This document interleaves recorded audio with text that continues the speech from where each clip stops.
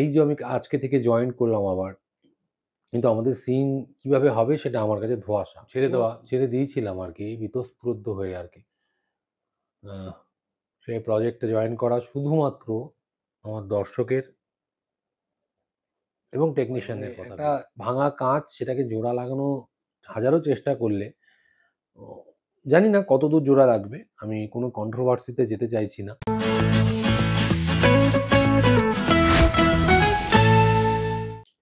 First of all অনেক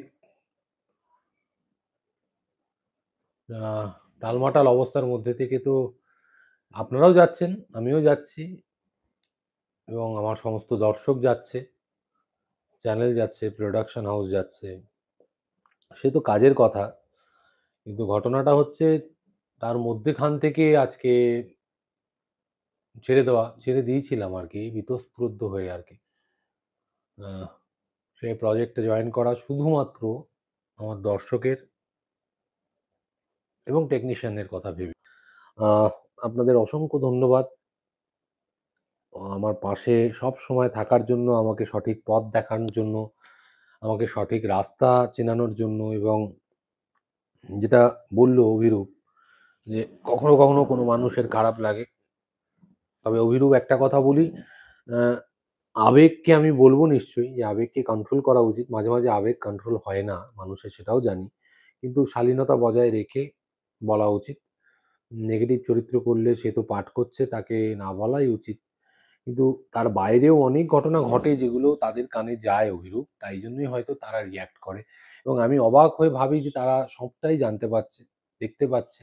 আর এখন এই সোশ্যাল মিডিয়ার যুগে কোনোটাই লুকিয়ে থাকে না। আ এই যে আমি আজকে থেকে জয়েন করলাম আবার, কিন্তু আমাদের সিন কিভাবে হবে সেটা আমার কাছে ধোঁয়াশা। শুধুমাত্র বললাম না, আ আমার টেকনিশিয়ানস আর আমার দর্শক যারা এই চরিত্রটাকে এত দূর পর্যন্ত এত ভালোবাসা দিয়েছে, তাদেরকে আমি আমার সিদ্ধান্ত জানিয়ে চলে গেলাম, সেটা আমার পক্ষে ঠিক হতো না ভেবে আমি আবার এই কাজটি শুরু করি। কিন্তু উম পুরোটাই যে সচ্ছল আকারে হবে বা হচ্ছে বা এমনটা নয়। মানে একটা ভাঙা কাঁচ সেটাকে জোড়া লাগানো হাজারো চেষ্টা করলে ও জানি না কতদূর জোড়া লাগবে। আমি কোনো কন্ট্রোভার্সিতে যেতে চাইছি না। So thank you very much for everyone. এসব বলছি। Thank you very much for everyone's blessing, for everyone's supporting, your support, everything for me. আপনাদের সাপোর্ট ছাড়া, আপনাদের আশকারা ছাড়া, তোমাদের আশকারা ছাড়া জীবনের একটা অংশ আমি চলতে পারবো না। একটা পদও মানে একটা পাও আমি চলতে পারবো না। প্রচণ্ড টায়ার্ড লাগছে এবং সত্যি কথা বলবো ঘুম পাচ্ছে আমার প্রচণ্ড। মানে আজকে অনেকদিন পর ফ্লোরে গেছি। আ কাজ করে খুব আনন্দ পেয়েছি।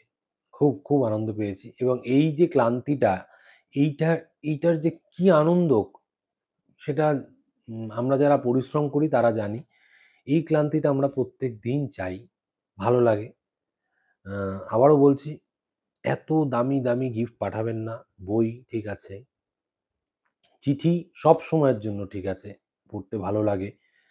উম খুব যদি মনে হয় যে কিছু তো একটা দিই, আপনি অ অনেকে পুজো দিয়ে পাঠায়।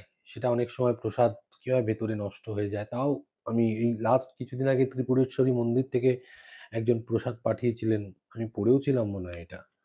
তো সেই প্রসাদ আমরা সকলে, আমার মা ছিল তখন, আমার পুরো গোটা টিম ছিল। আমার উপরে ফ্ল্যাটের লোক ছিল।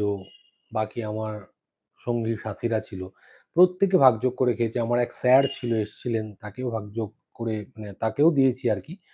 তো তাদের কাছে অসংখ্য ধন্যবাদ। খুব দেওয়ার ইচ্ছে করলে আপনারা চিঠির মধ্যে লিখে দেবেন যে উম আমার যে মানে কি লজ্জা লাগে আমার বলতে, মানে মানুষের পাশে দাঁড়ানো এই কথাটা কিভাবে বলবো? যে কজন মানুষ আমার দ্বারা উপকৃত হন বা আমি যাদের পাশে দাঁড়ানোর জন্য আ খুব চেষ্টা করি, তাদের ৳১০ বিস্কুট কিনে দেবেন এবং আমি আপনার নাম করেই সেখানে ওর কাছে গিয়ে দিয়ে দেবো। তো এতটুকু। মানে খুব দিতে ইচ্ছা করলে। অনেক সময় হয় যে একটা চিঠি পাঠাবো, আর কিছু পাঠাবো না। ঠিক আছে ৳১০ একটা ৳৫ র ইয়ে পাঠালেন, ৳৫ পাঠালেন। আমি সেটা ছবি তুলে রেখে দিলাম এবং স্মৃতি হিসাবে। বাকি ঠিক আছে। কিন্তু এত গিফট, এত দামি, দামি গিফট পাঠাবেন না। মানে যেটা কাজে লাগবে, যেটা সত্যিই দরকার, মানুষের পাশে দাঁড়ানো দরকার, চিঠি পড়াটা আমার দরকার, আমাকে গুজবাম্প দেয়, আমাকে অনেক, অনেক আ অনেক নতুন, নতুন দিশা দেখায়। সেগুলো করুন, ঠিক আছে। সবথেকে বড় কথা নিজের সময় নষ্ট করবেন না। সময় নষ্ট করে কক্ষনো কারুর ভালো করা যায় না। আপনি আমারও ভালো করতে পারবেন না। আমিও সময় নষ্ট করে আপনার ভালো করতে পারব না।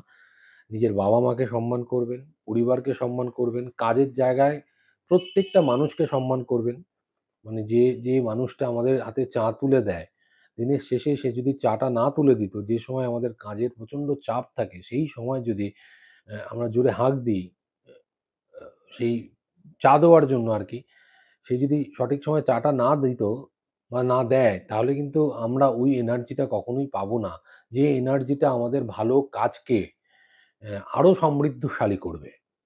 তো ভালো থাকবেন। আমি আরো অনেক আড্ডা দিতে পারতাম। কিন্তু টেকনিক্যাল গ্লিচ এর কারণে বা কোনো কারণে আমার মতো একজন মানে এই মানে এখন তো আকাট বলতে হয় নিজেকে। কমেন্টই এলো না যে কারুর কমেন্ট পড়ব। তো যেহেতু লাইভে আসার কথা ছিল, আপনারা ওয়ারিড থাকেন। আমার একটা ইনফেকশন হয়েছে। শরীর নিয়ে বলে রাখি, সেটা হচ্ছে লাংসে, লাংসের নালীতে, যেটাকে ওই শ্বাসনালী বলে, সেখানে একটা ইনফেকশন হয়েছে। টার জমেছে ধুলো বালিতে কাজ করেছি বলে। জ্বর অনেকদিন ধরে কমছিল না। অ্যান্টিবায়োটিক খাওয়ার পরও কমছিল না। দেন ব্ল্যাক আউট হই। আরএমটি করে আমি ভর্তি ছিলাম। সেখান থেকে আবার আমি ব্যাক করি। বাড়িতে কোনো রেস্ট পাইনি। আমার এই কাজের জন্য গিয়ে ধুলো বালিতেই চিরদিনের কাজ করতে হয়। তারপরে একটা অনভিপ্রেত ঘটনা। তারপরে আবার আজকে থেকে কাজ শুরু করা এবং আশা রাখি ভালো কিছু হবে। আপনারা পাশে থাকবেন, ভালো থাকবেন, রাত জাগবেন না এবং নিজেদেরকে ভালো রাখবেন। আর ওই যেটাকে বলে লগে, লগে থাকবেন। একত্রিতভাবে থাকবেন। Thank you very much.